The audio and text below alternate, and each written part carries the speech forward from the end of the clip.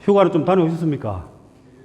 저는 지난 금요일 그 지리산을 친구들과 함께 들어갔다가 갈 때부터 계속 밖에서로 붙는 것처럼 그 비 맞고 들어가가지고 밤이 새도록 계속 비 오고 나올 때까지 비를 계속 맞았습니다. 이게 저 휴가 계획이 그 기대와 현실이 이렇게 다르다는 겁니다. 뭐 보이십니까? 이 보면 이거 저 아마 시드니의 오페라 하우스를 기대했던 것 같은데 요건 지금 보니까 그 접시 씻어 놓은 거죠. 자, 오늘의 굿 아이디어는 마스크입니다. 우리 마스크를 끼고 있으면 표정을 잘 알 수가 없죠. 사람이 말을 하고 있는지 웃고 있는지 뭐 어떻게 하는지 알 수가 없습니다. 그 마스크를 이렇게 개발한 사람이 있습니다.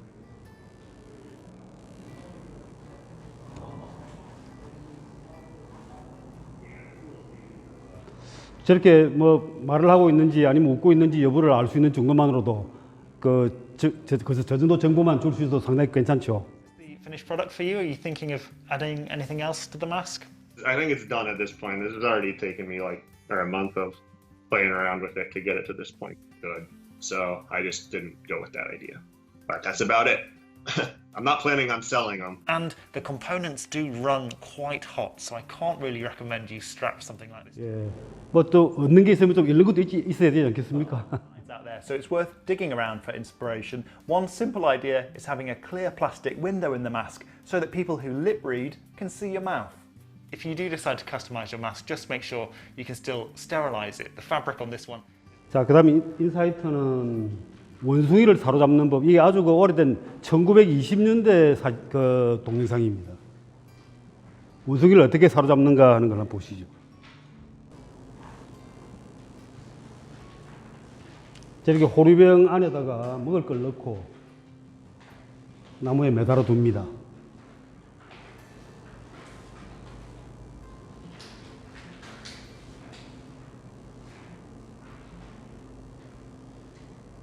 백 년 전의 영상인데도 상당히 깨끗하죠.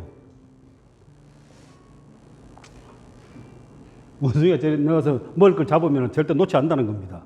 저걸 그 먹은 걸 놓으면 잘 도망갈 수 있는데 저걸 놓치지 못하기 때문에 도망을 못 가는 겁니다.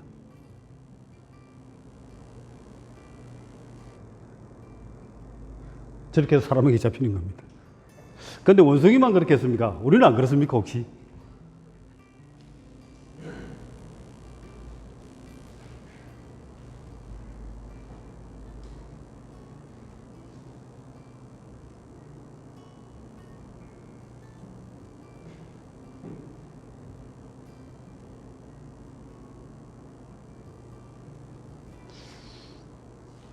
저렇게 놓을 것 같죠. 우리 사람들도 저렇게 놓지 못해서 자기의 이제 인생을 망치는 분들이 많이 있습니다.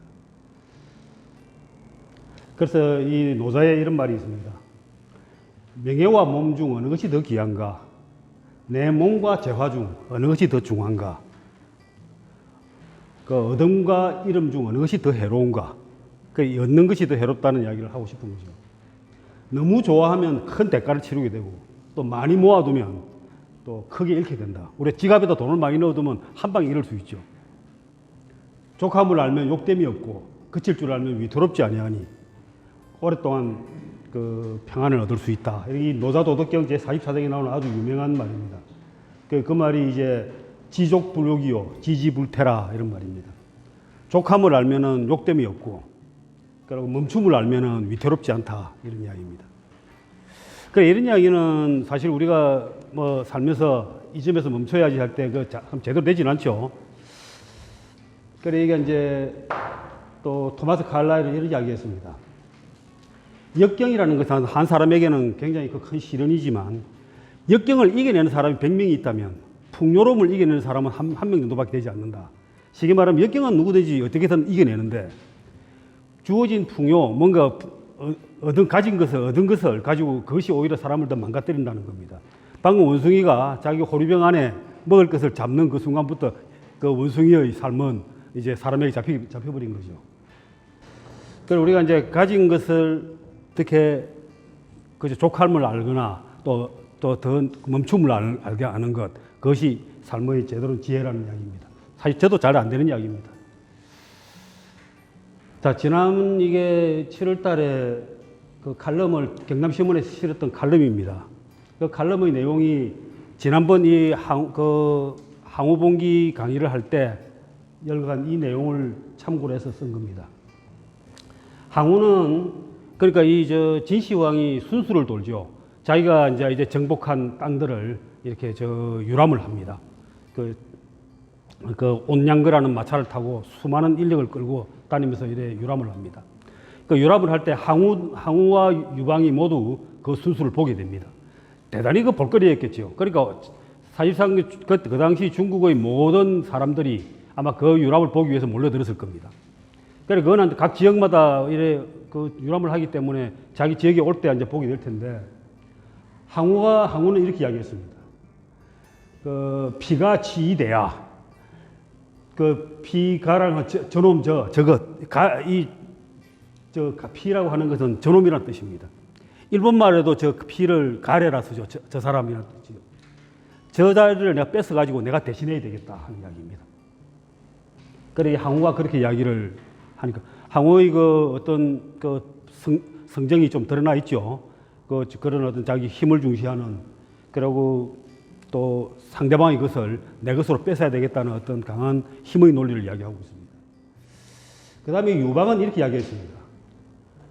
차호 대장부 당 여차야 이렇게 이야기했습니다. 대장부라면 저 정도는 돼야지 하는 거죠.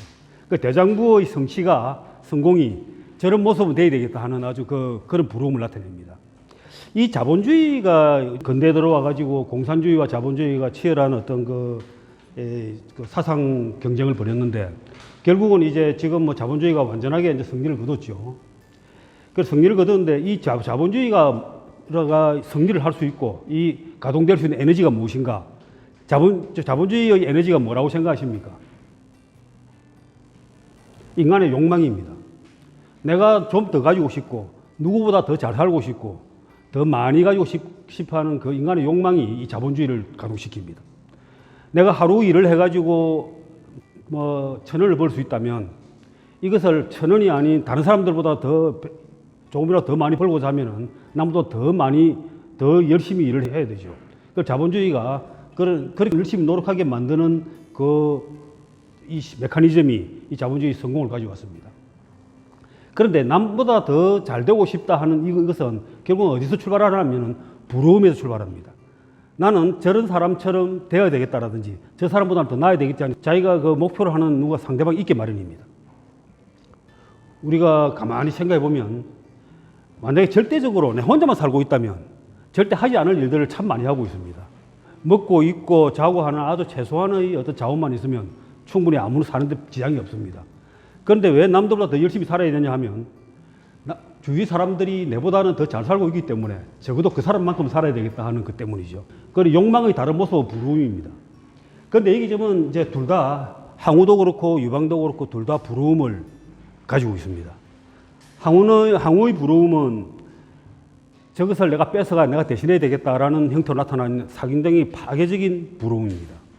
그런데 유방의 경우는 사람이라면 대장부라면 저 정도는 돼야지 라고 해서 나도 저렇게 한번 되어보고 싶다 하는 에너지를 얻는 매우 창의적인 그리고 긍정적인 부러움이죠.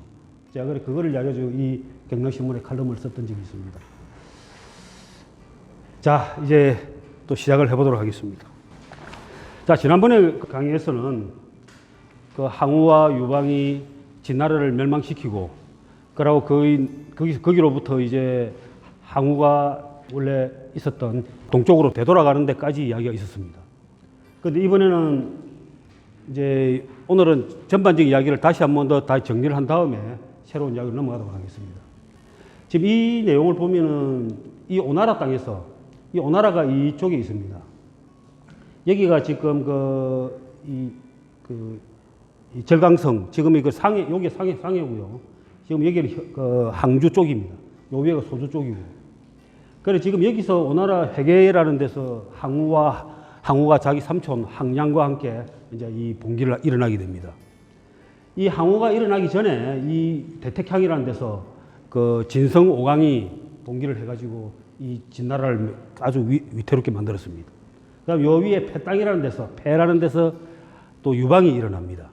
그 비슷한 시기에 BC 한 208년경에 다 일어납니다. 일어나가지고 이래 여기서 출발을 해서 항우는 이렇게 쭉 올라가가지고 이 거록까지 갔다가 거록에서 여기 유명한 그 거록 전쟁을 치룹니다. 이게 장한이라는 그 진나라 장수와 거느린 그 수십만 명의 그 군사와 싸워가지고 이 항우가 크게 이깁니다. 여기서 한 항우 이름이 말리게 됩니다. 그 사실상 이 모든 이제 이 제후들이 이 항우의 이제 휘하에 들어가게 되는 그런 그 아주 기록적인 장면이죠. 여기서 이제 장한을 그 항복을 받아내고 그 진나라의 군사 20만 명을 갖다가 이제 그 합병을 시킵니다. 근데 20만 명을 데리고 다니니까 불편하니까 이만큼 내려와가지고 그 20만 명을 다 끌어 묻어버립니다. 그 엄청난 그 일을 저지른 거죠. 사실 항우가 중간중간이 그 이길 때마다 그 포로들을 더 어떻게 관리할 수 없기 때문에 끌어 묻어버리는 갱사를 참 많이 합니다. 그래 이렇게 내려와가지고 그렇게 가는 때마다 엄청나게 많은 이제 피를 흘리고 많은 사람을 죽이고 이렇게 해서 여기까지 오게 되고요. 그 전에 먼저 그 유방이 이렇게 해서 이 그 무관을 통해 가지고 이 그 진나라의 함량에 들어갑니다. 함량에 먼저 들어가가지고 함량의 그 자영이라는 그 3대 황제를 갖다가 이제 그 3대 항복을 받아냅니다. 그 항복을 받아내고 나니까 이 유방이 무슨 마음이 들었는지 항복관을 막아버립니다. 그리고 항우가 이 와보니까 항복관이 막혀 있거든요. 그래서 항복관을 아주 그 힘으로 무리쳐가지고 안에 들어옵니다. 그래서 여기가 홍문이라는 데 이렇게 딱 이제 대기를 합니다. 근데 이제 유방의 입장에서는 항우가 들어오니까 이제 난리가 났습니다. 자기는 이 군사가 한 10만 정도밖에 되지 않고 항우는 한 40만 정도 됩니다. 그래서 엄청난 힘으로 이 항우가 와 있으니까 이제 그 유방은 아주 그 이제 불안합니다. 그때 마침 그 항장이라는 항우의 그 또 삼촌이 이제 와서 너 큰일 났다 이제 항우가 아주 화가 많이 나가지고 너 다 죽이려고 그런다. 그래 그 저 장량하고 친했기 때문에 장량하고 도망을 가라 하니까 장량이 그럴 수는 없다. 이래 해가지고 이 항우가 유방이 항우한테 빌려갑니다. 그 빌려가서 만난 자리가 그 홍문지연입니다. 자 그래서 이 항우 밑에는 범정이라는 아주 책사가 뛰어난 책사가 있었습니다. 이 나이도 이제 70 이상 70년 나이가 많은 범정이 이 보니까 아무래도 이 유방이 이 항우가 천하를 차지하는 데서 가장 걸림돌이 될 것은 유방인 것 같다. 유방을 진작에 없애야 된다. 이렇게 이제 항우에게 건의를 합니다. 그런 장면이 여기 이깁니다. 지불제소입니다. 범정이 항우에게 말했다. 패공이 산동에 있을 때만 해도 재물과 여색을 탐냈는데 지금 관중에 들어가서는 재물에는 손도 대지 않고 여자도 가까이 하지 않는다. 이는 그 뜻이 작은 데 머물러 있지 않다는 것이다. 내가 사람을 시켜 그 기운을 보게 했더니 온통 용과 호랑이의 오색을 이루어 이는 천자의 기운이다. 서둘러 공격하여 때를 놓치서는 안 된다라고 이제 항우에게 이 그 유방을 처없애자고 이렇게 제안을 합니다. 그런데 항우가 그러지 않습니다. 아무리 봐도 유방은 나이도 많은데다가 나이가 항우보다도 한 20살 이상 나이 많습니다. 나이도 많은데다가 사람도 비리비리해 보이고 아무런 힘도 없고 그러고 무력도 약하고 그래서 항우가 그 유방을 우습게 보는 거죠. 그래가지고 이제 이 유방이 항우한테 빌려오니까 이제 홍문지연, 홍문에다가 잠깐만 이제 식사 자리를 만들어냅니다. 그리고 홍문지연, 이 유명한 이 항우의 여러 가지 항우가 실패하게 된 원인을 따지면 상당히 많은데 결정적인 순간에 이 홍문지연에서 그 유방을 죽이지 못한 것이 아주 첫 번째의 패착입니다. 자, 이제 여기 보면은 항우가 여기 앉아 있고 유방이 이렇게 앉아 있습니다. 유방이 앉아 있고 이렇게 저 자리를 마련해 가지고 이제 그 술과 고기를 먹으면서 이제 대화를 하게 되는데 이때 그 유방이 항우에게 그 깍듯이 그 용서를 빕니다. 거의 그 발바닥을 핥듯이 그렇게 용서를 비는데 그래 빌고 있는 중에 이제 범정이 그럽니다. 자기가 신호를 보내면 그 저놈을 잡아 죽여라라고 이렇게 명령을 내리라고 이야기를 합니다. 그래 항우가 그래 하겠다고 했습니다.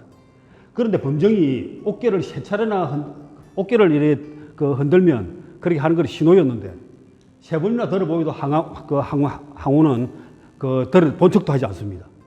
그러니까 이 범정이 마음이 바빠가지고 항장이라는 그 항우의 사촌 항장을 들려 보냅니다.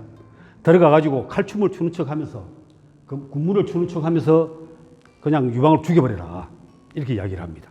그래 이제 그 항장이 들어서 이렇게 칼춤을 춥니다. 그래 근무를 이렇게 추고 있으니까 항백이 감아 보니까 그러니까 이제 그 항우의 삼촌이 그 항백이 감을 보니까 아무래도 저 유방을 죽이려고 하는 것 같거든요. 그래가 항백이 어떻게 하냐면은 들어가서 자기도 칼을 들고 춤을 춥니다.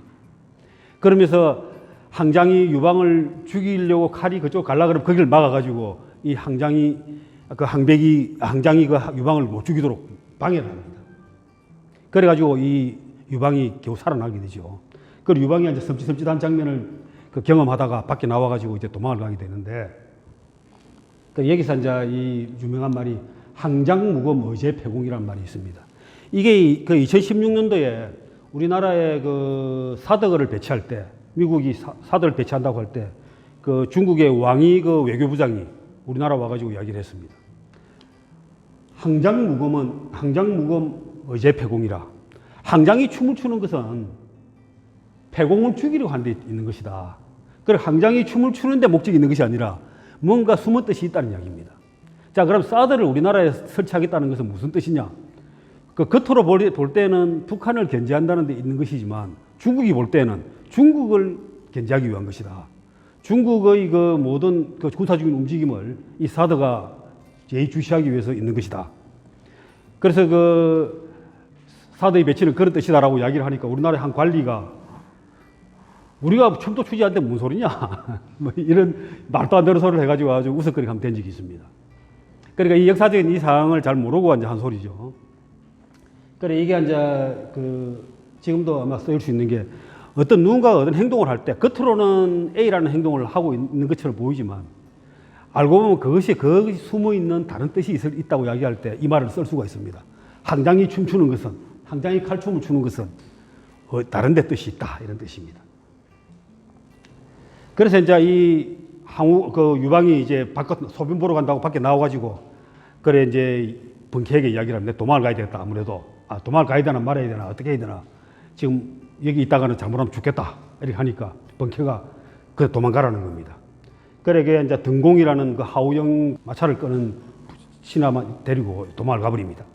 그리고 화장실 간다고 나와가지고 도망을 가버린 거죠. 그래가지고 이 유방은 목숨을 건집니다. 그래 도망을 가면서 이렇게 이야기합니다. 내가 이거 참 인사도 안 하고 가도 되겠냐 이렇게 이야기하니까 이 번쾌가 이런 말을 멋지는 말을 합니다. 이 번쾌는 그 유방의 동서입니다. 개백정입니다. 개를 잡아 시장에서 팔던 그 개백정인데 그 번쾌가 이 그 사마천의 사기를 보면 이런 멋있는 말들을 여러 번 합니다. 아주 기가 막힌 말들을 여러 번 그 중에 한 말이 이겁니다. 번쾌가 말했다.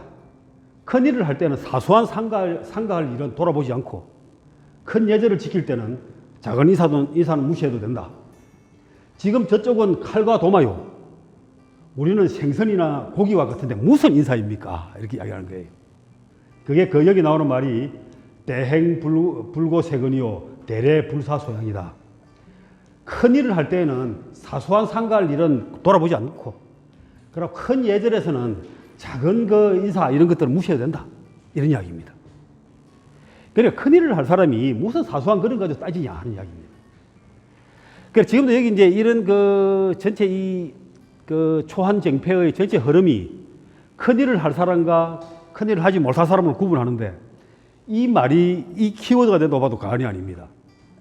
나중에 항우가 죽을 때도 그렇고 뭐 유방이 살아날 때도 그렇고 유방이 여러 가지의 그 상황을 무시하고 그러고 더 큰 뜻을 위해서 자기의 자존심을 굽히거나 자기의 가족을 버리거나 이렇게 하는 짓을 서슴지 않습니다. 그러나 항우는 자기의 체면이나 이 작은 부분을 또 절대 놓치지 않습니다. 그래 그게 붙들어 매이다가 나중에 자기 목숨을 잃게 되죠. 그래 이 말이 사실은 이 그 초한쟁패의 어떤 키워드라고 봐도 과언이 아닙니다. 자, 그래가지고 이제 항우가 이 유방으로부터 모든 걸 이제 넘겨받았죠. 그러니까 이제 유방은 그 진나라 왕실을 들어가가지고 궁을 들어가가지고 하나도 손을 대지 않습니다. 보물이나 이런 물건을 전부 다 창고를 잠가버리고 그리고 안에 있는 그 궁녀라든지 여자도 손도 대지 않고 잠도 하룻밤 자지 않고 그런데 그 나와가지고 폐상이라는 데로 물러 나와가지고 거기서 지냅니다. 궁궐을 그대로 오로지 유지해 둡니다. 그러고 자영이라는 그 3대 황제 또 죽이지 않습니다. 그러니까 보통 일반적인 그 어떤 점령을 해 들어가면은 그 전에 있던 왕족이나 이 사람들 다 죽여버리고 그렇게 하는데 죽이지도 않습니다.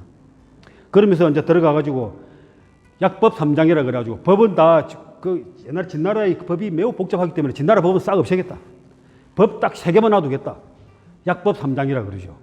그래 법도 간소하고 진나라 법이 왜 그 까다롭냐면 진나라의 마지막에 그 나라의 어떤 시스템을 구축한 사람들이 법가들입니다. 상왕, 이사 이런 사람 마지막에 이제 이사가 재상을 했었는데 이 상왕, 이사 이런 사람들이 한비자, 상왕, 이사의 이런 사상이 진나라의 마지막에 그 국가 시스템을 다 구축을 했는데 이 사람들이 전 법가입니다. 법가는 법의 엄격한 거죠. 법을 엄격하게 이제 그 적용을 하는데 특히 이제 진나라의 사람들은 옛날에 이 경을 친다 그러죠. 여러분 경을 친다는 말 많이 들어보시죠. 이름 경을 칠 놈 이렇게 뭐 이야기하기도 합니다. 경을 친다고 하는 것은 얼굴에다가 그 문신을 놓는 겁니다. 도둑질 하고 나면 뭐라고 하냐면 도라는 문신을 놓고 그 간음을 한 사람은 간이라는 걸 놓고 뭐 이런 식으로 해서 문신을 놔가지고 사람들을 그 자기의 이 사람들이 무슨 범죄를 저질렀는지를 다 사람들이 알게 하는 겁니다. 그런데 진나라가 통일되고 나서 한 15년 정도 됐을 때 망했는데 진나라가 망할 당시에 그 10 중에 7은 얼굴에 다 문신을 하고 다녔다는 겁니다. 그래서 결국 따라서 문신을 하지 않는 사람이 더 이상한 사람이 될 정도로 그런 온갖 범죄로 해서 문신을 새기고 다닌다고 그렇게 이제 이야기했습니다. 그만큼 법이 엄격하고 까다로웠습니다. 사람들을 꿈쩍달싹을 하기 못했죠. 법이라는 게 까다로울 때 얼마나 불편한지 잘 아시죠? 옛날에 여러분 뭐 유신말기나 이럴 때는 어디 나가서 막걸리 한잔 먹으면서 정부를 비판하는 것도 힘들었죠. 잘못 말 한마디 하다가 잡혀 들어가고 그 괜히 길까지 시비 붙다가 잡혀 들어가서 뭐 저 삼성교육대 가기도 하고 이랬던 시절이 있지 않습니까? 그와 마찬가지로 아마 그런 그 공포스러운 어떤 시대가 아마 진나라 시대였을 겁니다. 그래서 이제 그 유방이 와가지고 기존에 있는 것도 손도 하나 대지 않고 그러고 법은 3개만 딱 약법 3장만 제시를 하고 이렇게 또 그 머무르지도 않고 딱 물러가니까 이 유방에 대한 인기가 대단했습니다. 그런데 이 항우가 들어와가지고 항우가 이제 점령군에 또 들어와가지고 이제 다 죽여버립니다. 자영을 죽이고 이 자영은 그 호해라는 이세 황제가 하여튼 그 양반에 죽고 저 호해의 형인 부소의 아들인 자영입니다. 아들이 이제 그 3대 황제라는 소리도 못 들었습니다. 그냥 왕이라는 소리 들었는데 이 자영이 이제 시임을 했는데 이 자영이 이제 그 유방에게 항복을 했는데 그래 살려놨는데 이 자영도 죽여버립니다. 그리고 온 진의 궁실을 불태워버립니다. 이 불탄 게 3개월 동안 꺼지지 않았다. 3달 동안 계속 불이 붙어 있었던 겁니다. 그렇게 다 불 질러버리고는 이제 자기는 제화와 분여자를 거두어 동쪽으로 향했다. 이 분여자 중에 이제 이 항우가 그 마지막까지 같이 했던 우희라는 그 여자가 있었다고 합니다. 소설에는 그렇게 나옵니다. 그런데 이 사기에는 그런 말은 안 나옵니다. 이문열의 소설에 이제 그렇게 나오죠. 자, 그러면 동쪽으로 향했다. 이 말이 이제 무슨 말인가 하는 겁니다. 항우의 그 두 번째 패착은 또 이겁니다. 이 관중이라는 데가 말이죠. 관중은 남쪽으로 이렇게 하게 되면은 지금 그 산샤댐이 있는 그 충칭과 지금 그 우한 이쪽으로 향하는 그 어마어마하게 그 구당협이라든지 이런 험난한 길이 있습니다. 그쪽은 사람이 거의 다니지를 못하죠. 거의 물길이고 그러고 아주 그 험난하기 때문에 군사가 이동을 못합니다. 그래서 나오는 쪽은 주로 저 위에 항하 옆에 있는 함곡관입니다. 여러분 함곡관은 이야기를 많이 들어보셨을 거예요. 이 함곡관은 사실은 그 중원 그 이쪽의 그 동쪽의 중원과 관중을 연결하는 유일한 길입니다. 그 함곡관이 깊은 계곡으로 만들어져 있고 한 사람이 지키면은 뭐 1000만원의 군대도 이렇게 막을 수 있다 하는 그런 그 아주 좁은 계곡인데 그 함곡을 통해 주로 다닙니다. 그래 이 그 관중이는 굉장히 그 지금 함양, 서안, 장안 이런 곳이 있는 곳이고 그 역대로 수많은 왕조가 거기서 10몇 대의 그 왕조가 거기서 다 일어나서 크고 했던 아주 대단히 그 괜찮은 곳이죠. 그 땅을 버리고 이제 동쪽으로 나오겠다는 것이죠. 그래 나오겠다 이렇게 하니까 이 한 신하가 이렇게 이야기를 합니다. 누군가가 항왕에게 말했다. 관중은 산과 강이 사방을 막고 있고 땅이 기름지니 도읍으로 삼아 폐주가 될 만한 곳입니다. 이렇게 이야기하니까 항우가 뭐라 그러냐면, 항우가 또 기가 막힌 이야기를 합니다. 부귀를 이루고 고향으로 돌아가지 않는 것은 비단 옷을 입고 반길을 가는 것과 같으니 누가 알아주겠는가. 이게 이 유명한 말이 금이환양입니다. 의수야행이라고 하도, 금이야행이라고 합니다. 그 비단 옷을 입고 밤길을 걷다, 이런 뜻입니다.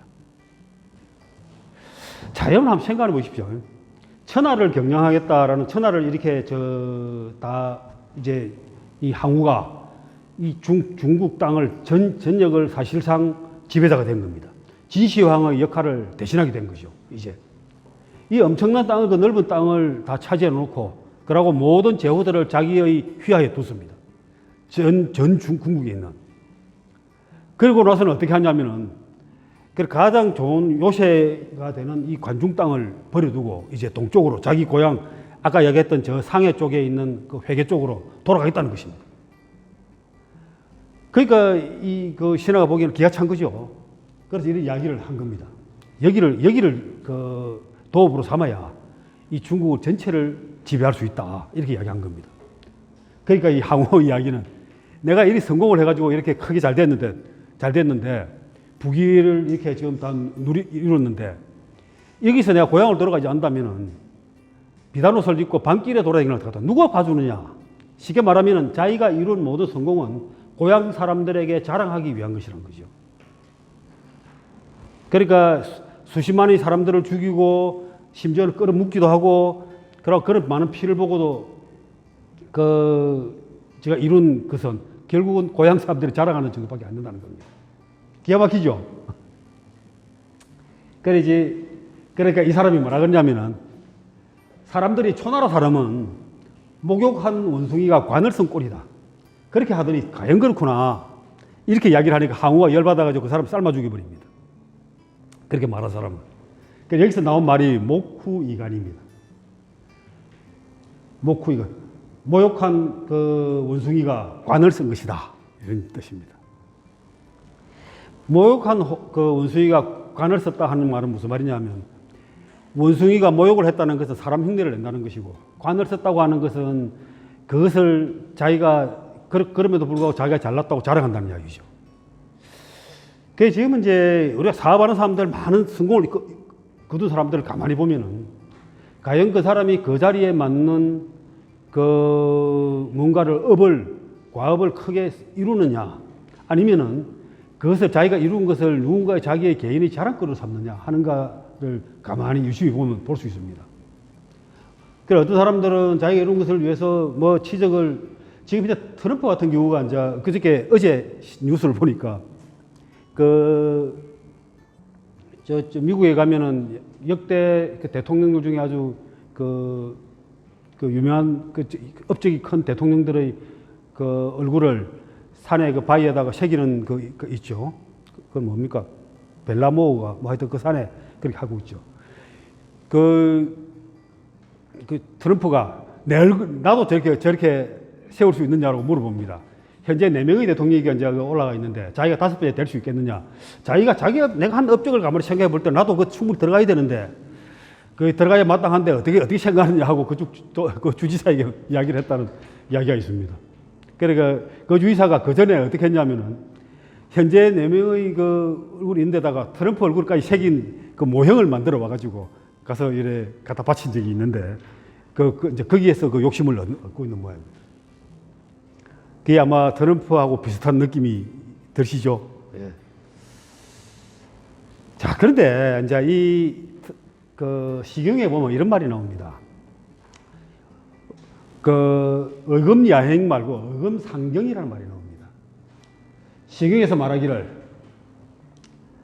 비단옷 위에 홑옷을 겹쳐 입는다. 비단옷 입고 아주 거친 홑옷을 겹쳐 입는다 했으니, 이는 화려함을 드러내기 싫어한 것이다. 그러니 군자의 돈은 드러나지 않되 날로 돋보이고, 소인의 돈은 드러나 보이되 날로 흐려진다. 군자의 돈은 담백하되 실증나지 않고, 질박하되 아름답고, 부드럽되 어김이 없다. 이런 말을 갖다 중용에 해놨는데요. 이게 이제 그 암년이 일장이라서 저 일본에서 유명했던 저 대만의 바둑 기사 오청원이가 이제 자기가 이 부채에 써가지고 이걸 저 사람들에게 자기도 이렇게 붙여놓고 있고 사람들에게 이렇게 많이 나눠줬다고 합니다. 이게 암년이 일장. 군자의 그 돈은 그러니까 이게 서로 드러나지 않되 날이 갈수록 더 돋보이고, 이게 또 반대로 소인지도는 처음에는 드러나 보이되 날이 갈수록 흐려진다, 이런 이야기입니다. 그러니까 지금 이 항우의 도는 군자의 도는 아닌 것이죠. 소인의 모습이죠. 소인의 도죠. 자, 그래 이제 항우가 떠나면서 이제 나라 그 전체 중원을 그동안 이제 뭐라 합니까, 논공 행상이라고 그러죠. 이래 전쟁이 끝나고는 공을 이루고 나면 이제 다 이 상을 다 나눠줍니다. 나눠주는데 어떻게 했냐면은 이 패공은 이제 저 유방입니다. 유방에게는 파, 촉, 칸을 주고 그 외의 나라들을 이 전부 18개인가로 이렇게 나눕니다. 쭉 쪼개면.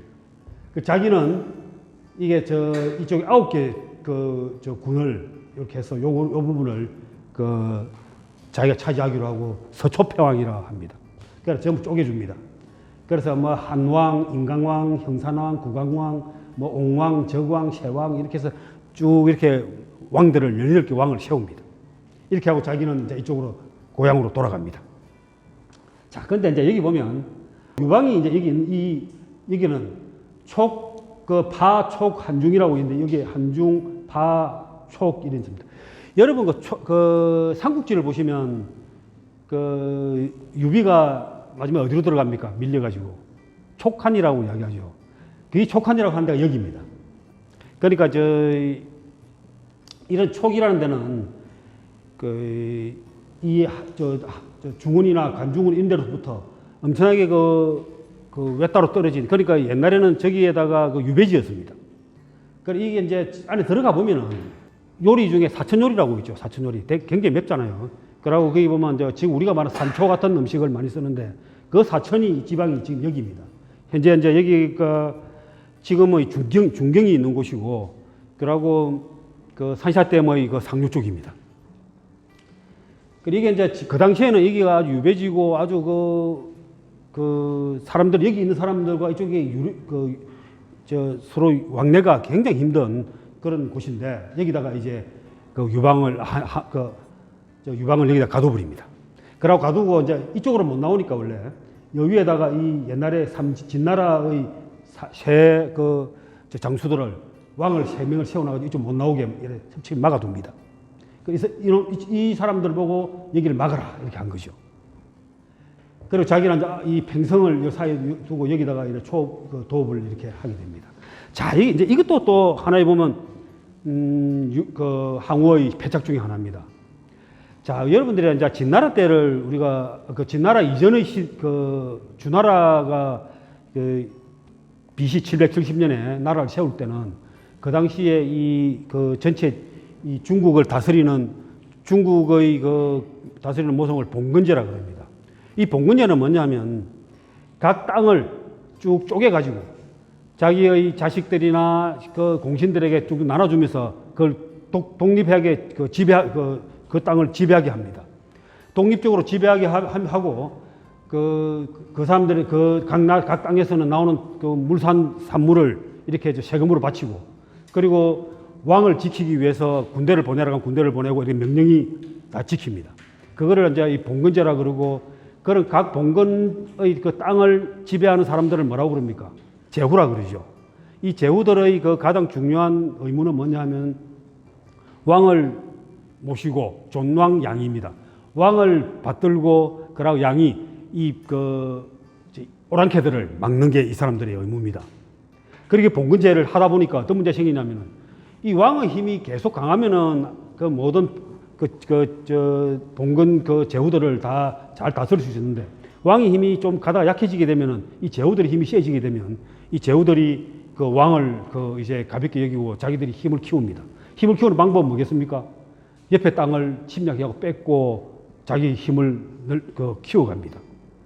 이게 처음에 주나라가 BC 770년에 세웠을 때는 한 몇백 년간은 그렇게 잘 됐습니다. 주나라의 힘이 입김이 굉장히 강했죠. 그런데 그게 한 BC 453년 그러니까 춘추 시대가 넘어가고 전국 시대로 넘어오면서 이 각 나라들이 이제 옆에 땅을 갖다가 서로 침략해가지고 뺏고 뺏는 과정이 많아지게 됩니다. 처음에 이 봉건으로 이 땅을 나눠준 나라의 수가 한 1000개가 넘었습니다. 그 나중에 이제 진나라 좀 통일할 당시에 왔을 때는 7개의 나라로 딱 줄어들어 버린 겁니다. 그래서 봉건 제도가 완전히 이제 독립된 나라들의 상황으로 변화되게 되고, 그러고 이 진나라가 그 7개를 다 통일하고 하나의 나라를 만드니까 진나라 입장에서는 어떻게 했습니까? 이 봉건 제도가 썩 별로 괜찮은 제도가 아니라고 생각했겠죠. 그래서 이 진나라는 진시황은 어떻게 하냐면은 강력한 중앙 집권제를 합니다. 그러니까 각 지방의 땅을 전부 군현으로 나눕니다. 무슨 군 이렇게 지금 우리나라에 무슨 군 하듯이 그렇게 나누고 각각 여기서 중앙에서 관리들을 내려보냅니다. 그래가지고 이제 중앙 집권제를 하는데 이것을 군현제 또는 이제 이런 거를 이제 하다가 15년도 못 해가지고 이제 망해버렸죠. 그러면 항우는 어떤 제도를 취해야 되겠습니까? 봉건제를 취하겠습니까? 군현제를 취하겠습니까? 그리고 봉건제로 다시 돌아간 겁니다. 나라를 다 쪼개준 거죠. 자기는 이리로 갔는데, 그럼 자기가 이 모든 나라를 쪼개준 나라들을 지배할 수 있는, 통치할 수 있는 역량이 되느냐? 그런 큰 힘을 충분히 갖추지 못한 상태에서 다 나라를 쪼개줘 버렸으니까 이 항우는 거의 큰 실패였죠. 그래서 이 나라들이 끝없이 싸웁니다. 자, 그러면 통일된 나라가 통일되고 나서 한 15년밖에 안 됐으니까 그 전에 있었던 나라들이 있을 거 아닙니까? 7개 나라들이 있었겠죠. 우리나라가 일본에 병탄되고 나서 우리가 독립운동을 몇 년간 했습니까? 36년간 그렇게 했지 않습니까? 그런데 중국에서 강대한 나라들이 진초, 연제, 한의조라는 7개의 많은 나라들이 있다가 전부 진나라에 다 패망을 하고 각각 있을 때 각 지역마다 어찌 한이 없었겠습니까? 독립운동을 하고자 하는 많은 충렬 지사들이 있었을 겁니다. 실제로 있었고요. 근데 다 있었던 충렬 지사들이 다시 이제 진나라를 망가뜨리고 나서 또 엉뚱한 놈들이 와가지고 왕이 되고 오니까 그걸 보고 있을 수가 없죠. 그러니까 거의 치열하게 싸웁니다. 온 구석구석에서 안 싸운 데가 없습니다. 그래가지고 어떤 거는 실제로 왕이 된 것을 항우가 왕이라고 지서에 내려보내는데 그걸 죽여버리고 그걸 뺏은 사람이 있는가 하면은 또 자기가 또 옆에 거를 또 잡아먹는 놈도 있고 온 나라가 정신이 난리가 납니다. 그걸 항우는 통제력이 이제 다 발휘할 수 없는 것이죠. 그런 일이 벌어지고 있었습니다. 자, 여하튼 항우는 여기 가고 이제 이 유방은 이렇게 유폐가 되고 사실상 이렇게 다 흩어져가지고 있는 상태에서 이제 유방은 어떻게 하냐면은 여러분 기억나시는지 모르겠어요. 의제라고 있었죠. 회왕이라고 초나라 회왕이라고 있었습니다. 자, 이제 모든 나라를 업을 세울 때는 이게 명분이라는 게 있습니다. 왜 우리가 나라를 세우는가? 나라를 세우고 나서는 백성들을 따르게 할 때는 그 백성들이 같이 공감을 하고 따를 수 있는 이유가 있어야 됩니다. 우리가 이제 목숨을 걸고 나라를 위해서, 나라를 되찾기 위해서 싸우는 독립운동을 한 사람들이나 이런 사람들을 이끌 때는 그 사람들을 가지고 같이 일을 하다 할 때는 나라를 되찾겠다는 뜻이 있는 것이죠. 그리고 항우도 마찬가지입니다. 항우도 나라를 봉기라고 일어났을 때에는 초나라의 회왕이라는 사람을 찾아내가지고 우리가 옛날의 초나라를 다시 되찾겠다 하는 그런 의기를 가지고 일어났습니다. 그래서 강동의 뛰어난 자제 8,000명을 강력한 군사를 데리고 봉기를 해가지고 수십만의 군사력을 만들어내고 중국의 사슴을 쫓아서 결국 사슴을 잡았습니다. 그렇게 됐는데 이 자기가 이제 권력을 가지고 보니까 초나라 회왕이라는 사람을 앞에 세워가지고 했는데 이 사람이 걸리적거리는 겁니다. 불편한 게죠. 이 사람이 그런 왕이라는 타이틀을 갖고 있으니까 항우에게 간혹 지시를 내리는 겁니다. 명령도 하고. 그리고 항우가 이거 안 되겠다. 좀 처리해야 되겠다. 해가지고 형산왕과 인강왕 이 사람들이 이야기해가지고 이 장관에서 의제를 자기가 내세운, 그러니까 허수아비 황제지만 이 사람을 죽여버리게 만듭니다. 자, 이 어제를 뭐 그냥 걸리적거리니까 죽인 거는 좋아요. 죽인 거는 좋은데 다른 사람들에게 이 빌미를 주는 겁니다. 저런 무도한 자가 의제를 죽였다. 그러니까 저 의제의 그 원한을 갚아야 된다. 항우를 응징해야 돼. 하는 형태로 다른 그 반란군들에게 명분을 또 만들어주는 겁니다. 명분을 만들어주는 아주 그런 패착을 한 거죠. 이게 또 하나의 또 패착입니다. 그러나 항우가 홍문지연에서 유방을 죽이지 않은 것, 그러고 땅을 이렇게 대충 나눠주고 자기는 한 곳으로 물러난 것, 그러고 또 의제를 죽여가지고 다른 그 제후들에게 그 빌미를 준 것, 이런 것들이 일일이 하나씩 패착이 되는 거죠. 자, 그러면 이제 유방은 어떻게 했느냐? 유방은 이제 그 장안으로부터, 그러니까 저 함양으로부터 이 촉파, 한중으로 이렇게 가야 되는데 그 가는 길이 너무나도 험악합니다. 제가 몇 년 전에 거기 그쪽을 이래 한번 그 크루즈로 이래 한번 다녀본 적이 있는데 이런 그 잔도가 있습니다. 여러분 잔도 보셨죠? 이 그 깎아지는 듯한 그야말로 절벽에 이 길을 이렇게 만들어냅니다. 그 시절에는 무슨 뭐 지금과 같은 단단한 재료가 있지는 않았을 겁니다. 전부 나무로 이렇게 하고 주로 제수들을 이용해 가지고 그 길을 갖다 이래 다 보수를 하고 만들고 이렇게 합니다. 그래 이게 보면 또 망가지면 또 하고 이렇게 하는데 이 길이 그 촉도라 그래가지고 그 뒤에 이태백, 그 이백이라는 사람들의 촉도난이라는 시도 있습니다. 촉도로 가는 길이 정말로 험난하다 이런 시들도 있고 이 촉도 가는 게 전부 이렇습니다. 얼마나 이 다리가 후들후들 떨리겠습니까? 저는 이거 한번 걸어보라 그러는데 도저히 못 걷겠습니다. 이 가면은 중국에 가면 이런 그 길들이 많이 있는데 그 걸어보는 체험도 하죠. 여기 그 뭐 이렇게 체인하고 걸어가지고 이렇게 가는데 그 다리가 떨려서 도저히 못 가겠는데 이런 길이 실제로 이런 촉도 이 길을 따라서 이렇게 가는 겁니다. 그 유방이 자기들이 그 부하들을 그 10만이 넘는 그 장수들을 그 병졸들을 다 이끌고 이 촉도를 가는데 얼마나 한심했겠습니까? 그 한심하니까 이제 이렇게 가는데 이 이제 장량이 그렇게 이야기합니다. 지금 우리는 굉장히 지금 목숨이 위태롭다. 그 항우가 황제는 우리를 다 없애려고 할 것이다. 그래서 항우에게 우리가 이 중원의 뜻이 없다는 것을 보여줘야 된다. 중원에 다시 나올 생각이 없고 우리가 그냥 촉당에 가서 얌전하게 살겠다는 모습, 의지를 보여야 되는데 그 보이는 방법이 뭐냐? 이 소절잔도입니다. 이 잔도를 태워버려라. 이 잔도를 다 불태워버립니다. 이 무슨 말이겠습니까? 다시는 안 나오겠다 이런 이야기입니다. 태워버립니다. 태우고 들어갑니다. 항우에게 동쪽에 뜻이 없음을 보여주되 고조봉제 이런 말이 나옵니다. 자, 그 기가 막히죠. 이게 이제 이렇게 들어갑니다. 그래서 들어가가지고 얼마 있지 않습니다.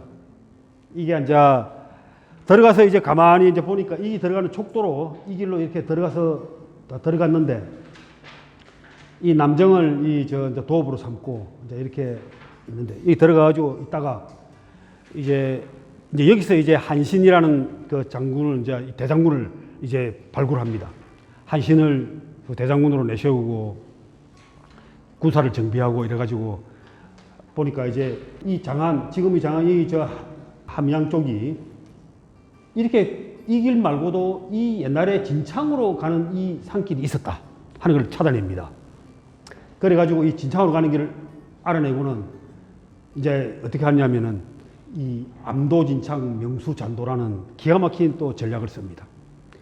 여러분들 36개 아시죠? 36개. 36개 제8개가 암도진창입니다. 그 명수잔도는 겉으로는 잔도를 수리하기 시작합니다. 불태워버린 잔도를 수리를 하니까 이제 이 항우에게는 이 첩보가 들어갑니다. 지금 유방이 뭐 하고 있냐라고 하니까 지금 그 잔도를 수리하고 있습니다. 그 많은 잔도를 다 태워놓고 다시 수리한다는 거를 하려면은 한도비 시간이 몇 년이고 시간이 걸린 거죠. 그 참 한심하구나 하고 이제 이렇게 가볍게 우습게 보고 놔두는 겁니다. 그런데 이제 암암리에는 진창으로 건너갑니다. 이렇게 진창으로 건너가가지고 순식간에 이 여기 있는 그 삼진, 진나라 옛날 장수들이 세운 세 개의 나라를 다 점령해 버립니다. 그러니까 이게 뭐 비슷한 게 성동격서 이런 말이 있죠. 동쪽을 공격하게 해놓고 서쪽을 공격하는 그런 겁니다. 36개 중에 제 8개가 이 암도진창입니다. 이제 이렇게 해서 이제 중원으로 나온 것이죠. 관중 땅을 이제 다 차지한 겁니다. 차지해가지고 이제 요 나온 게, 이 유방이 이렇게 나온 게 이게 BC 206년입니다. 이때부터 한 4년간을 이제 항우와 죽기 살기 치열하게 싸웁니다.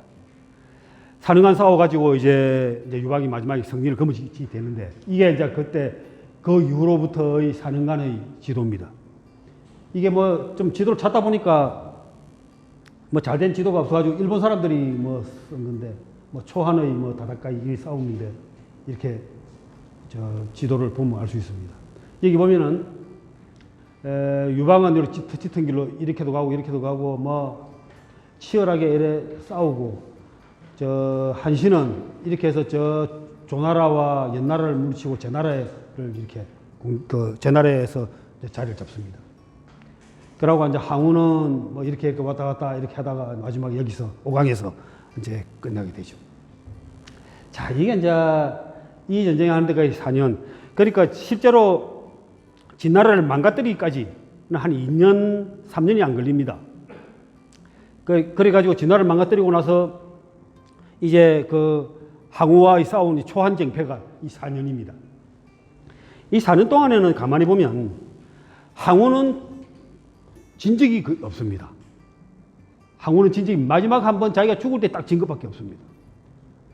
그 항우는 무조건 모든 전쟁에서 이깁니다. 심지어는 한 3만 명 가지고 유방하기 56만이나 되는 그 병사를 갖다가 죽이고 20만 명을 죽이고 뭐 이렇게 뭐 말도 안 되는 전쟁에서 승리도 하고 이렇게 합니다. 그런데 유방은 수도 없이 집니다. 매일 지고 깨지고 도망가고 숨고 뭐 달아나고 포로로 뭐 자기 가족들이 포로로 잡히고 뭐 별짓을 이렇게 합니다. 그러다 마지막 한 번을 제대로 이깁니다. 이 참 전쟁이라는 게, 그러고 우리 삶이라는 게 그런 겁니다. 그게 이제 그러면 그 항우가 마지막에도 그러면 내가 아직까지 한 번도 진 적이 없다. 내가 실력이 없이 진 게 아니다 하는 한탄을 하게 되죠. 자, 그 계속 이기다고 하는 것이 과연 이긴 것인가, 진 것인가 하는 이제 우리가 저 의문을 가져보는 거죠. 그래서 끝날 때까지 끝난 것이 아니다. 뭐 골프에서도 장갑을 벗을 때까지는 아무도 모른다 하는 이야기가 그런 이야기입니다. 이제 이 초한쟁패의 본격적인 이제 장면이 나오게 되는데, 이제 위에 삼진을 나와가지고 이제 그 옛날 관중 땅을 다시 빼앗은 이 한왕, 이제 이때부터는 한왕이라 부릅니다. 이 유방이 이제 5제후 병사 총 56만 명을 거느리고 동으로 초를 또 토벌하러 나섰다. 항왕이 이 소식을 듣고 여러 장수들에게 제나라를 공격하게 되고 자신은 정예병 3만 명을 이끌고 노예에서 호롱으로 나왔다. 이 말은 뭐냐면, 이 56만 명이 초를 치러 온다 그러니까 이 항우는 이미 제나라를 공격하고 있었습니다. 제나라를 공격하고 있다가 제나라에서 자기 말 안 듣고 왕이 바뀌고 이렇게 하니까 그 공격을 갔다가 저 유방이 온다 그러니까 이 그림을 보면은 여기 지금 여기 저 평성에 있다가 이 제나라를 도와주러 갔다가 여기서 유방이 온다 그러니까 이렇게 다시 돌아옵니다. 그럼 오는 중에 이미 유방이 이 자기의 그 평성을 이미 점령을 해버렸습니다. 그래 이 유방이 이제 그때 이제 평성을 뺏고 나서 보니까 항우가 있던 저 성을 뺏고 보니까 이제 너무 오만해진 거죠. 평성에 입성하여 재물과 부하 그리고 민여들을 거두어서 매일 술자리를 크게 베풀었다. 항왕은 서쪽 소현에서 새벽을 틈타 항군을 공격하고 동진하여 평성에 이른 다음 정오 무렵 항군을 대파했다. 항군은 죄다 도망치다가 곡수와 사수에 빠졌는데 여기서 죽은 한의 병졸이 10만이 넘었다. 물에 빠져 죽은 게 10만이 넘었다. 3만 명한테. 그래 한의 병졸들이 다시 남쪽 산으로 도망을 쳤다. 이래 이제 도망을 치는데 이 기가 막힌 장면이 나옵니다. 여러분 이게 참 있을 수 없는 이야기인데 이게 보면 초의 기병이 한왕을 뒤쫓아오자 한왕은 급한 나머지 호해와 노원을 밀어 수레 밖으로 떨어뜨렸다. 이 호해와 노원이 누구냐면 자기 아들하고 딸입니다. 그러니까 이 그 하우영이라는 자기 그 등공이 자기 이제 이 마차를 왕을 그 한왕을 싣고 도망을 갑니다.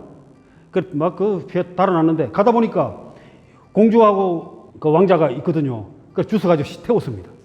그러니까 달리는데 가보니까 마차가 느린 겁니다. 그러니까 이 유방이 자기 자식들을 바로 차가 밑술 밖으로 던져버립니다. 그러니까 이 하우영이 무슨 짓이냐 하면서 또 내려가지고 다시 주워 씻습니다. 또 달리고 또 떨어뜨립니다. 그 짓을 3번이나 합니다. 여러분 어떻습니까? 이게 유방입니다. 기가 막히죠. 자기는 살아야 된다는 이거죠.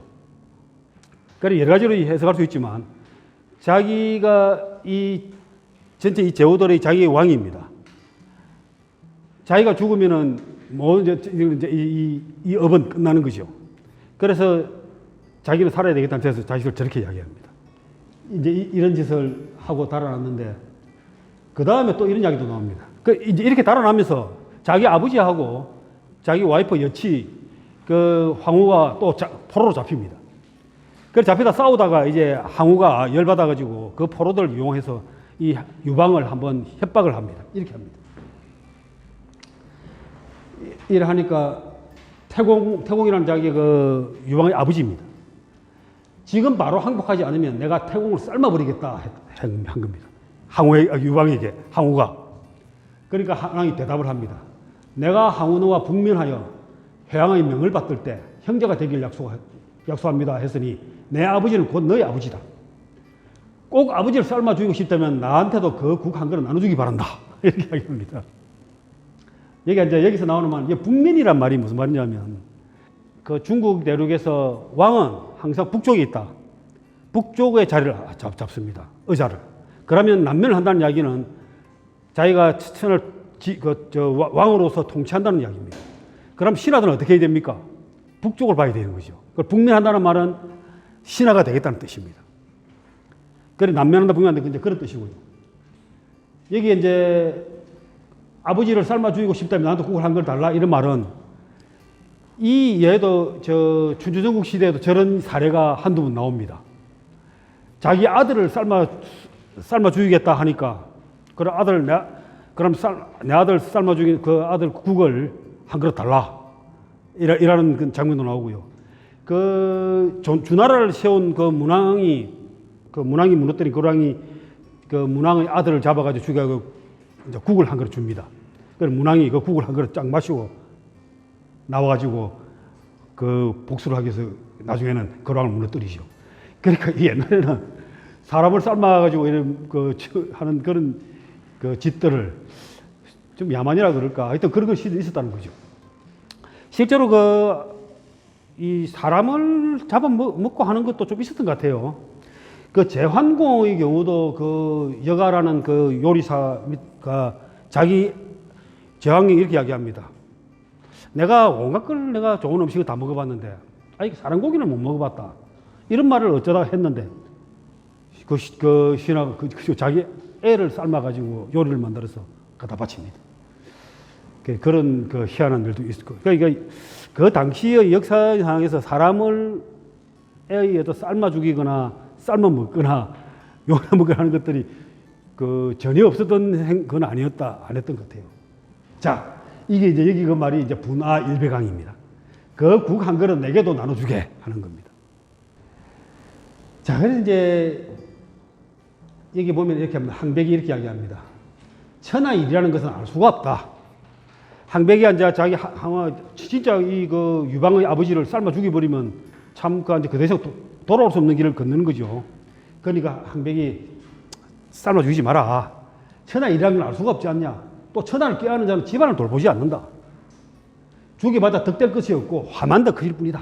그래서 이제 그러지 말라고 이제 말리는 겁니다. 그래서 여기가 이제 이야기가 위천하자 불고 가라. 천하를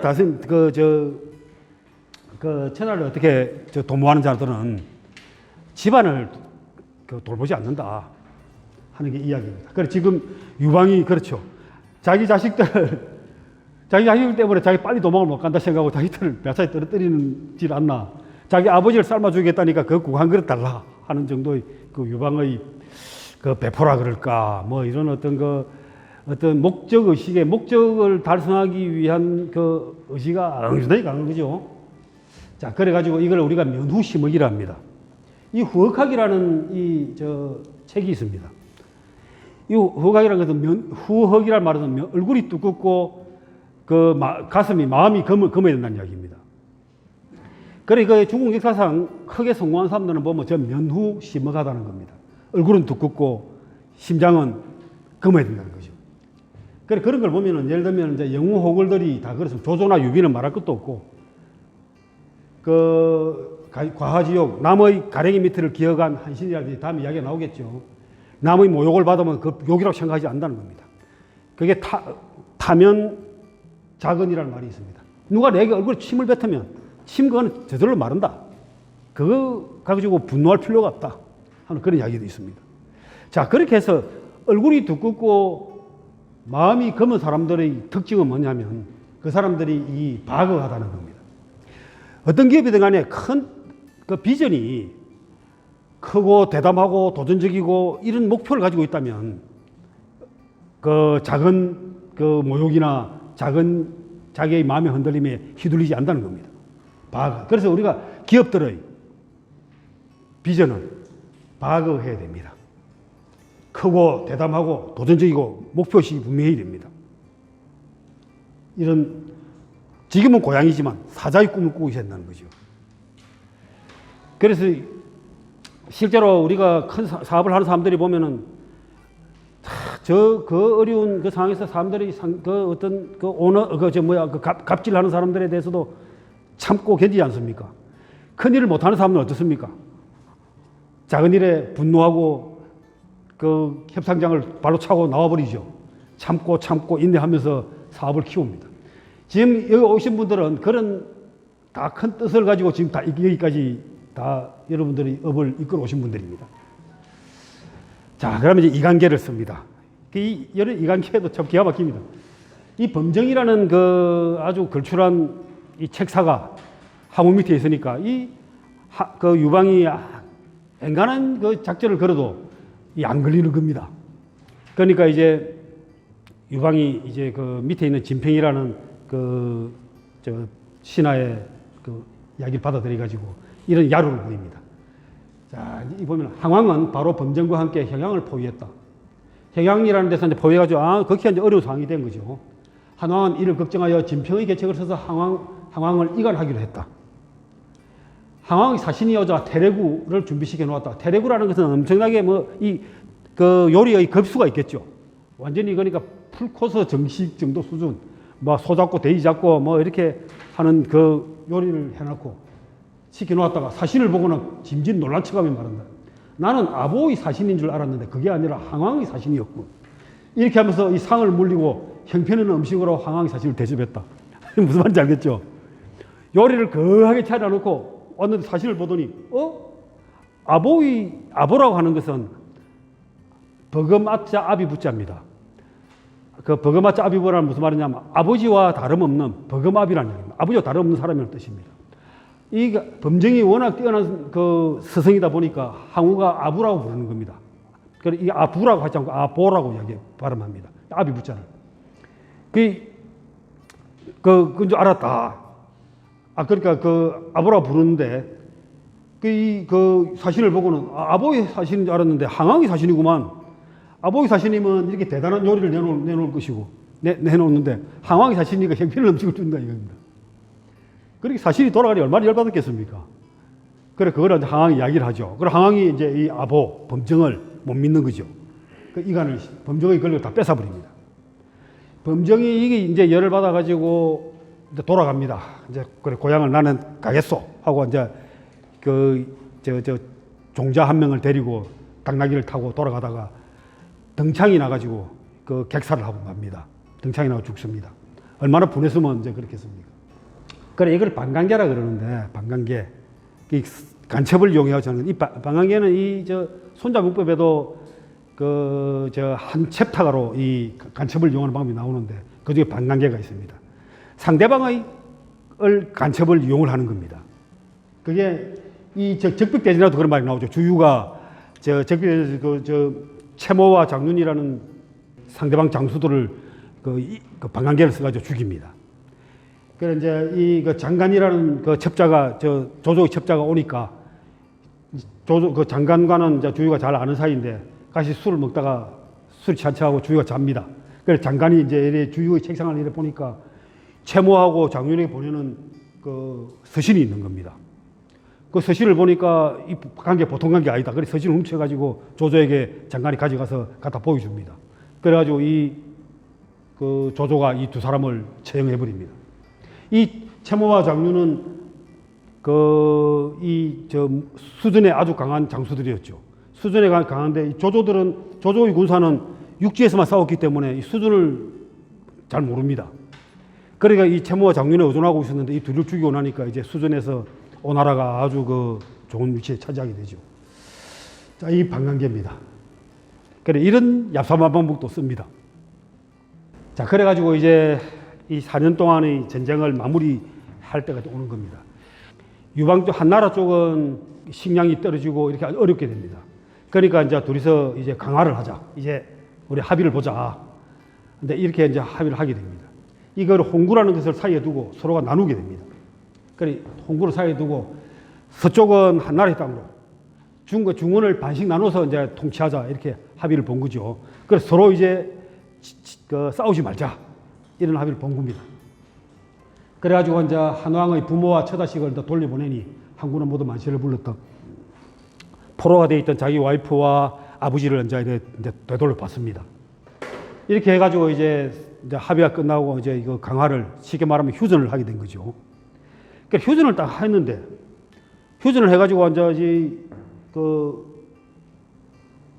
유방은 서쪽으로 가고 항우는 동쪽으로 가고 이렇게 이제 가려고 했는데 이 부하들이 이렇게 이야기합니다. 장량과 진평이 이제 장량은 그 유명한 장자방입니다.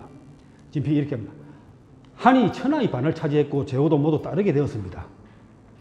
초는 병사들이 지치고 먹을 것도 다 떨어졌습니다. 이는 하늘이 초를 멸망시키려는 것입니다.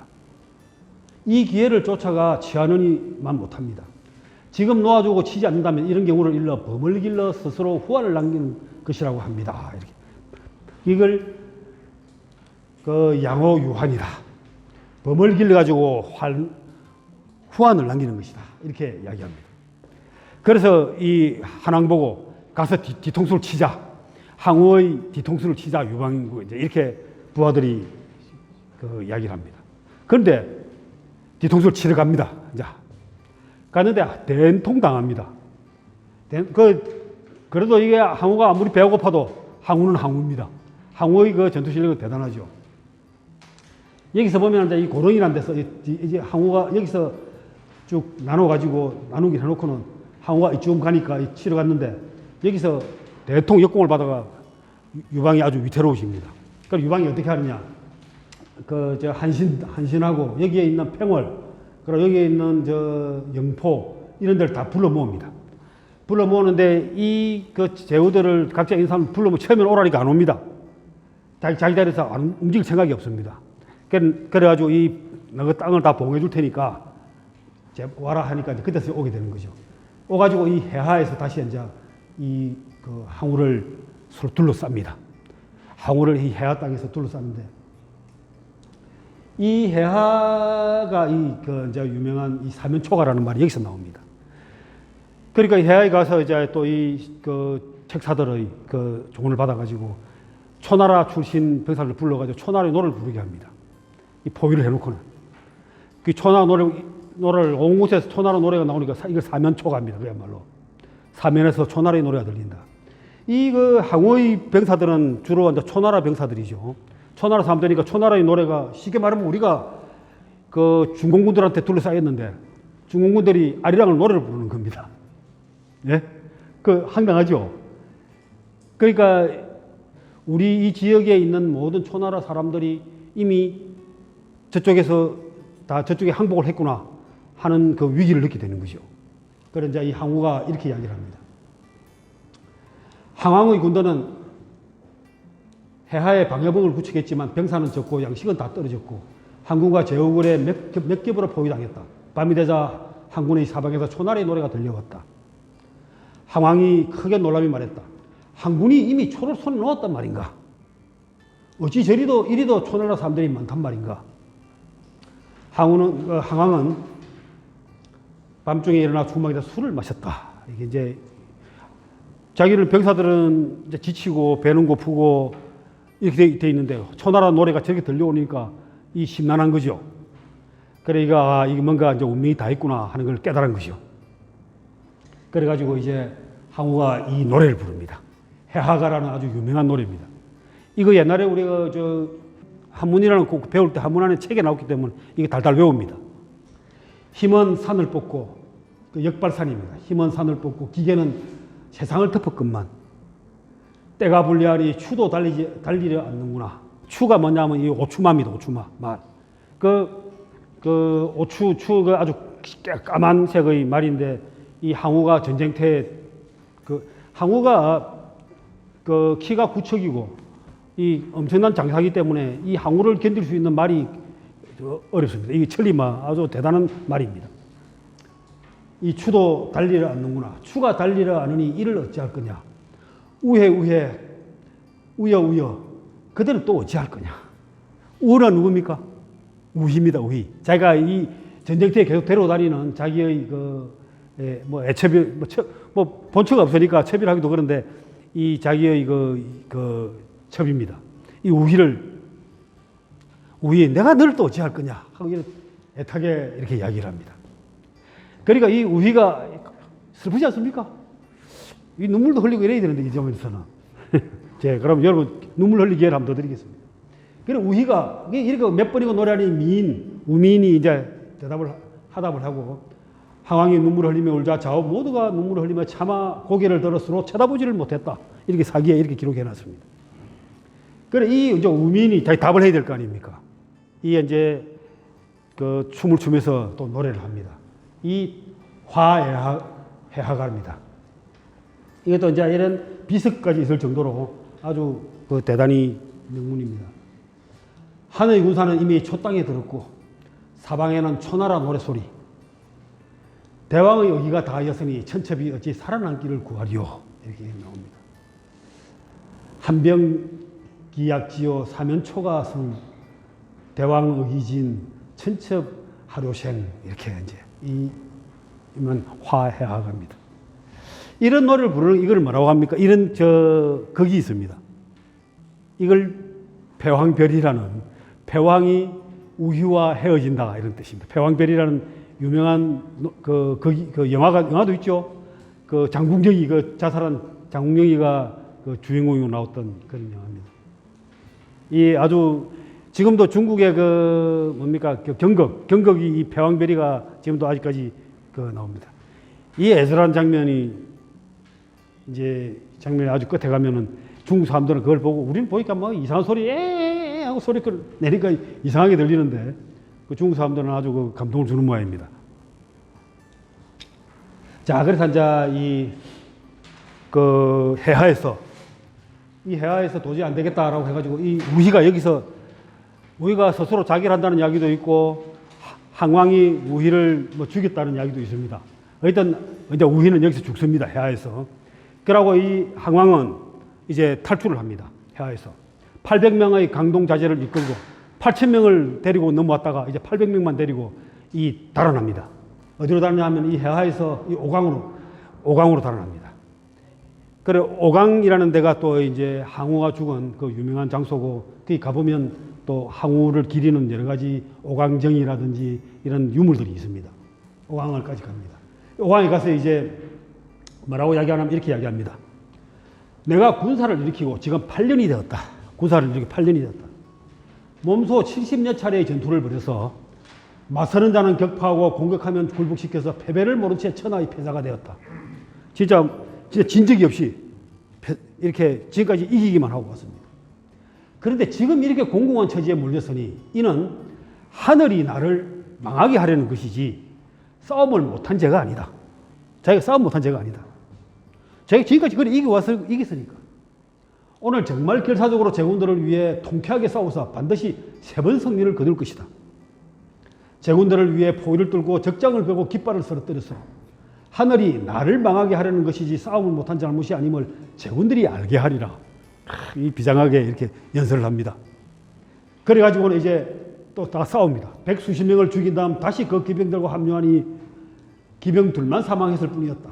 이에 기병들에게 어떻냐라고 물으니 기병들이 모두 엎드리며 대왕 말씀대로입니다 라고 했다.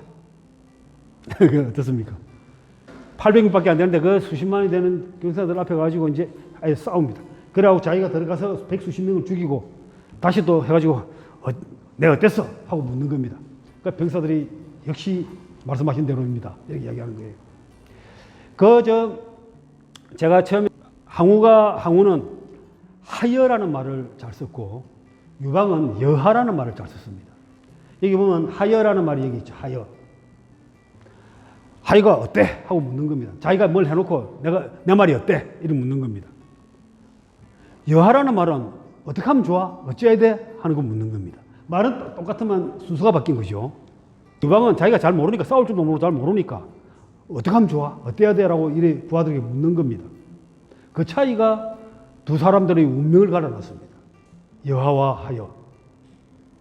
지난번에 제가 첫 강의할 때 제일 앞에 제가 여러분들에게 보여드렸던 내용입니다. 그래서 이 유명한 말입니다.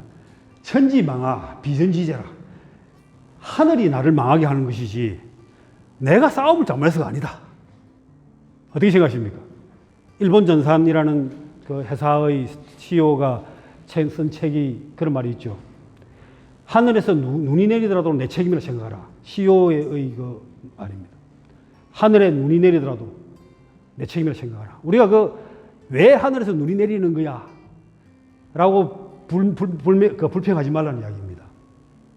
그러니까 이 세상을 자기가 주도적으로 자기의 것으로 영역으로 끌어당기느냐, 많은 상황을 눈이 오는 것도 자기의 영역으로 끌어당기느냐, 아니면 남의 탓으로 하느냐, 하늘의 탓으로 하느냐, 한 거에 따라 가지고 그 리더들의 운명과 그 리더가 이끄는 조직의 운명이 갈라지는 겁니다.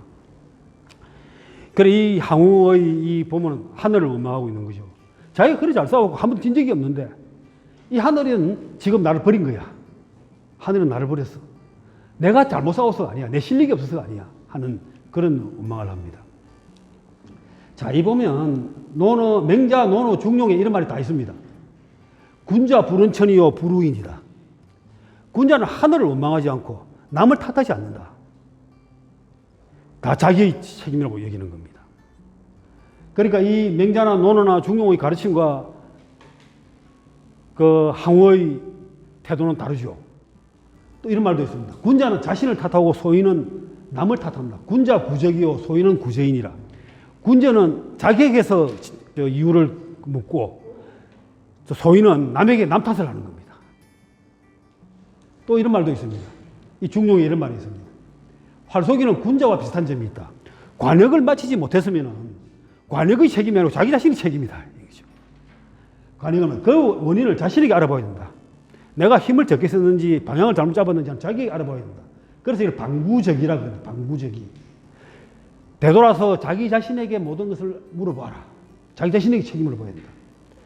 지금 회사가 잘못되고 있다면 코로나 문제도 아니고 4차 산업부도 문제가 아니고 누구의 문제도 아니다. 그럼 장마의 문제도 아니다. 내 책임이다. 여러분 다 그렇게 생각하시죠? 네, 그렇습니다. 제가 얼마 전에도 그런 글을 썼지만 꼭 남을 원망하는 사람들이 있습니다. 남을 원망하는 앉아가지고도 얼마 전에 CEO 모임에 한번 갔더니 밥 먹기 시작해서부터 끝까지 52시간 최저임금 저기 그래 내가 나중에 듣다가 그래서 그걸 지금 우리가 바꿀 수는 없지 않습니까? 그걸 주어진 환경이라 생각하고 그거로부터 우리가 어떻게 극복해야 될 것인가를 더 노력하는 게 좋겠습니다. 이제 그거 분평해봤자 누가 아무리 분평해도 그건 바뀌지 않습니다. 내가 그러고 그래서 짜증이 나서 한마디 하고 말았는데 주어진 상황입니다. 그래서 지금 현재의 문제는 여러분에게 지금 있는 코로나고 뭐고 이런 것들은 어쩔 수 없는 겁니다. 이걸 극복하는 것이 리더의 책임입니다. 자, 그때 이제 5강에 이제 도착해가지고 이제 다 그렇게 싸우다가 마지막에 지쳐 있으니까 누구 한 사람이 호강의 정장에 배를 갖다 대면 이렇게 이야기합니다. 강동이 비록 작지만 땅이 사방천리요 무리가 수십만이라 왕이 되기에는 충분합니다. 대왕께서는 서둘러 건너십시오. 지금 저한테는 배가 있기 때문에 항군이 건너와도 건널 길이 없습니다. 이 정장이 배 한 대를 가지고 있으면 다른 데 배가 없으니까 자기만 배가 있으니까 이 건너서 이제 가서 다시 거기서 힘을 길러가 다시 돌아오자. 거기서 왕이 될 만하다. 나라는 작지만은. 이제 그랬습니다. 그걸 항왕이 이렇게 이야기합니다. 그걸 항우가 이렇게 이야기하죠. 하늘이 나를 망하게 하려는데 내가 어찌 건너겠는가? 네? 또한 이 항적이 항적이라고 하기도 하고 항우라고 하기도 이름은 같습니다. 강동자재 8천과 강을 건너 서쪽으로 왔는데 지금 한 사람도 돌아오지 못했다. 강동의 부형들이 가련하게 여겨 나를 왕으로 삼는다 해도 내가 무슨 면목으로 그들을 보겠는가? 설령 저들이 아무 말하지 않는다 해도 이 항적이 마음으로 부끄럽지 않겠는가? 참 부끄러운 일이죠. 참, 그래, 항우가 충분히 저렇게 이야기할 수 있습니다. 자, 여기 보면은 하면 목견지, 무슨 면목으로 그들을 보겠는가? 면목이 없다는 거죠. 그리고 설령 저들이 아무 말하지 않는다 해도 이 항적이 마음으로 부끄럽지 않겠는가? 그러고 이제 마지막에 이랍니다. 그게 여마동이라는 자기 밑에 있다가 배신해가지고 그 유방 쪽으로 간 장수를 만납니다. 그러니까 여마동을 만나고 이렇게 합니다. 내 너를 위해서 덕을 베푸마 하고 자기 목을 베입니다. 자기 보고 죽습니다. 그래서 여마동은 그 항우의 목을 가질 수 있습니다. 그래 가장 큰 상을 받을 수 있죠. 오위약덕 자문이사 내가 니에 위해서 덕을 베푸마 그러고 스스로 목을 맵니다. 자, 이 우리가 아까 얘기했던 면후심흑하고 어떻습니까? 이게 무슨 면목으로 보겠는가? 또 부끄럽다 뭐 이런 이야기들은 어떻습니까? 면후심흑의 반대말이죠. 얼굴이 너무 얕고 마음이 너무 깨끗하다 해야 됩니까? 너무 희다고 해야 됩니까? 그 항우의 약점이 여기서 있는 거죠. 결정적인 약점인 거죠. 더 뻔뻔해야 되는 거죠. 내 몸 하나만 남더라도 내 하나만 있더라도 초나라는 다시 살릴 수 있다 하는 의지로 가서 나라를 다시 세워야 되는 것이 옳겠습니까? 아니면 자기의 이렇게 비장하게 자기 스스로의 목을 베는 것이 맞겠습니까? 뭐 어느 쪽을 택하느냐는 것은 그냥 이 소인이냐 군자냐 아니면 큰 일을 할 사람이냐 적은 일을 할 사람이냐 하는 그 차이일 겁니다. 이 이제 항우는 이렇게 갔습니다. 그래 이게 이제 사람의 목숨을 가지고 이제 우리 이야기할 때 사람의 목숨과 관련해서는 참 이게 이 사마천 사기에 이런 그 기가 막힌 말이 있습니다. 사기를 쓴 이 사마천이 보이만서라는 글을 쓴 적이 있습니다. 사마천의 그 고자라는 이야기는 제가 말씀드렸죠. 이 왕의 미움을 받아가지고 이제 형을 받습니다. 형을 받는데 이 세 가지 자기의 선택의 길이 있습니다. 하나는 자기 그냥 죽는 겁니다. 두 번째는 돈을 내고 면천을 받는 겁니다. 10만 장 정도의 돈을 내는 겁니다. 그런데 이 이제 역적이 돼가지고 왕의 미움을 받아갔기 때문에 아무도 돈을 대주려고 하지 않습니다. 자기 친구가 많았지만. 이것도 두 번째 안 되는 겁니다.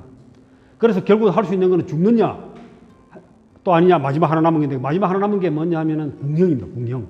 이 궁형은 남자의 생식기를 자르는 겁니다.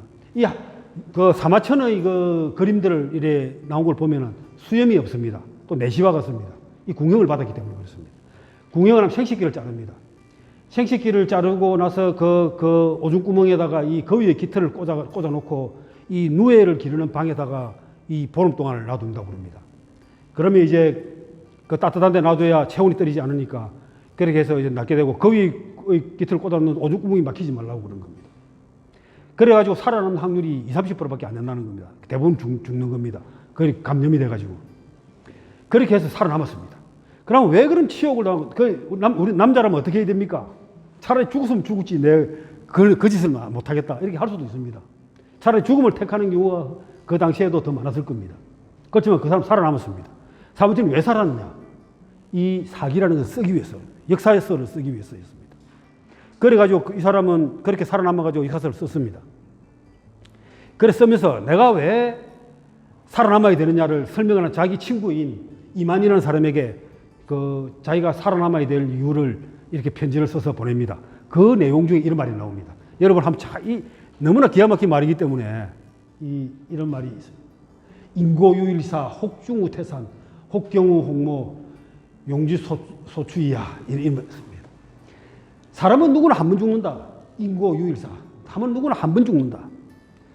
어떤 죽음은 무겁기가 태산과 같고 어떤 죽음은 가볍기가 기러기 털과 새털과 같아. 그것은 어떤 차이점이 있느냐.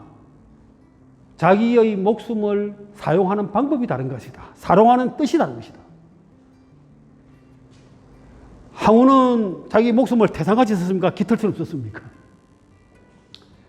그리고 이 사마천은 자기가 그렇게 공형을 당해가지고 그런 치욕을 당하고도 살아남아가지고 이 52만 자나 되는 이 엄청난 사기라는 전무후무한 글을 써가지고 우리 이렇게 지금 지혜를 서로 나누고 있지 않습니까? 어마어마한 이 전 세계에서 유무한 유일무이한 이런 역사책을 써낸 거죠. 그리고 이 사마천 사기의 그 내용에서 특별한 것은 특히 역사를 쓰는 우리 시간에 따라 가지고 쭉쭉 쓰는 이런 방식이 아니라 사람이나 주체에 따라 가지고 역사를 쓰는 이 기전체라는 동기, 열전 이런 식으로 기전체로 썼다는 거에 있습니다. 그래서 지금 이제 중국의 그 한성시를 제가 가봤었는데 한성시가 땅 면적은 우리나라에서 서울 정도의 면적이 됩니다만 인구가 한 50만 정도밖에 안 됩니다. 거기다가 이 사마천의 그 유적을 만들어내는데 어마어마하게 유적을 갖다 조성하는 대단합니다. 참 엄청납니다. 그래 참 사마천을 그래 띄우고 있는 거죠. 그래 이거는 제가 몇 년 전에 서울에서 사마천이라는 그 창작 오페라를 하는데 갔을 때 포스터입니다. 이거는. 자, 그래서 마지막에 태사공이 이렇게 이야기합니다. 태사공이라는 건 사마천입니다. 진짜 태사공이 뛰어난 점은 한 사람의 동기나 열전을 쓰고 나면 그 뒤에다 자기의 그 생각을 이렇게 마지막에 적습니다. 태사공의 자기의 그 평을 이렇게 적어가지고 그 사람을 평가를 합니다. 아주 기가 막힌 말입니다. 항우가 어려진 것은 초땅이 그리워 관중을 던지고, 그러니까 관중을 던졌다는 겁니다. 관중을 버리고 아까 동쪽으로 갔다 그랬죠. 그 관중에 있었어야 자기 중심을 지킬 수 있었죠. 의제를 내쫓고 자립을 했고, 자기의 명분을 없애고 다른 적들에게 명분을 만들어준 겁니다. 왕후들이 자신을 배신한 것을 원망한 데 있다. 자기가 이래 다 왕을 만들어준 이것들이 이제 배신을 했죠. 제일 크게 배신한 것이 유방이었죠. 그러고 다른 팽월이라든지 한신이라든지 이런 다 자기를 배신했죠. 자신의 공을 자랑하고 사사로운 지혜만 앞세운 채 옛것을 배우지 않았으니 패왕의 업을 이루고도 힘으로 천하를 경영하려다가 5년 만에 그 나라를 망하게 만들고 몸은 동성에서 죽었다. 그러면서도 여전히 깨닫지 못하고 스스로를 나무랄 줄 몰랐으니 이게 잘못이었다. 그러고도 하늘이 나를 망하게 하려는 것이지 내가 싸움을 못한 죄가 아니다. 라고 핑계를 대서니 어찌 잘못이 아니냐. 라고 이렇게 이야기해놨습니다. 제가 사기를 제가 이렇게 열심히 보는 이유는 지금 여러분, 이 글이 한번 읽어보시면 문장으로 대단히 뛰어나죠. 이 사마천의 글은 특히 이게 문장으로서도, 문장력으로 엄청나게 대단한 글입니다. 이 논리와 어떤 뜻을 세우는 것들이 비록 한문이긴 하지만 해석을 하는데도 굉장히 쉽습니다. 다른 고전과 달리 이 글자가 읽어보면 그렇게 어렵지 않습니다. 이게 보면 천망아 비용병지제라. 내가 용병을 잘못한 죄가 아니다. 하늘이 나를 망하게 하려는 것이다. 나를 버린 것이다. 하늘이 나를 버린 것이다. 이렇게 해요. 자, 이게 이제 패왕별이 장면이.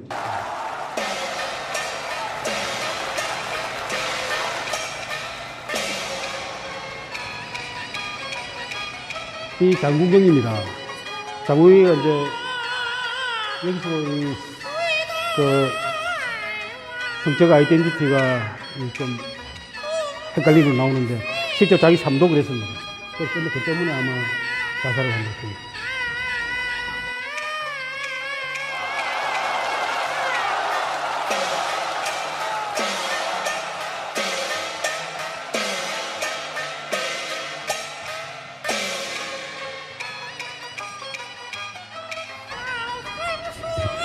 경극이 참 이런 아주 그 가성을 내서 저렇게 하는 저게 좀 어색한데요.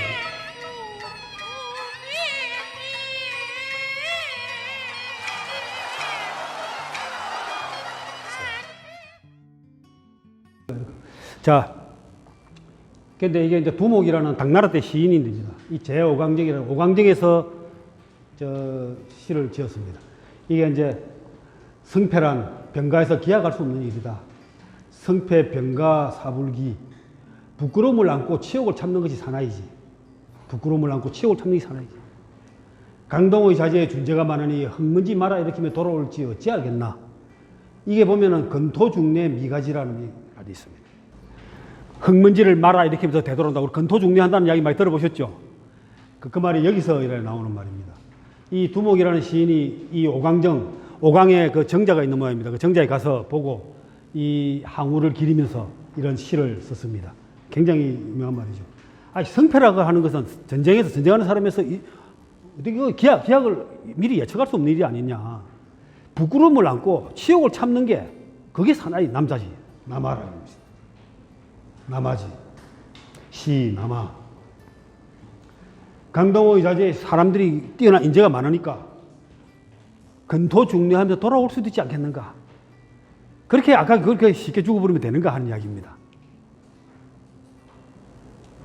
예, 이상입니다. 오늘 여기까지입니다.